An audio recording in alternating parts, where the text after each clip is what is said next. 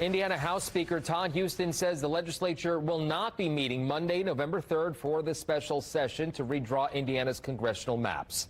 Earlier this week, Governor Mike Braun called for a special session to redraw the maps and pass tax reforms. Now, Huston releasing a statement this afternoon saying House Republicans are working on scheduling and have been in communication with our colleagues in the Senate about the logistics of convening the General Assembly following the governor's call for a special session.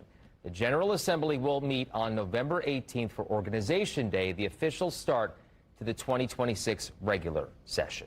That news comes just hours after Democratic Congressman Frank Mervan spoke with News 8 about the special session. Good evening. I'm Gina Galeros. And I'm Phil Sanchez. Thank you for joining us. I spoke with Representative Mervan this afternoon on whether or not he was concerned about the special session. Look.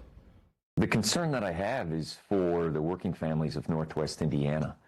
The concern that I have is that this is about equal representation and what members of Congress and what I can do as far as a balanced or a checks and balance system for the state of Indiana.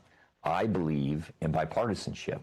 I believe that middle ground is something that we should seek and not run away from. And if you have an all-red state and an all-blue state, then you're going to accelerate extremism. What is your response to Republicans who say they need to do this in Indiana to counter gerrymandering going on in other states? Sure. The first, I say this to everybody, is what can't you justify?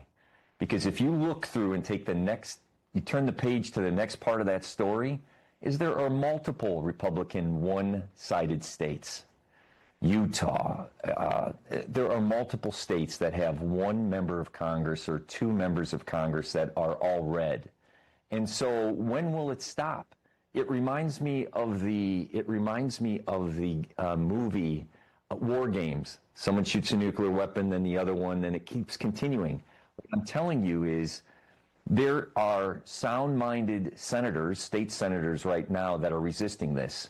They have faced 2 visits from a vice president and a phone call from a president, but yet they are still saying there's not an appetite for this in the state of Indiana.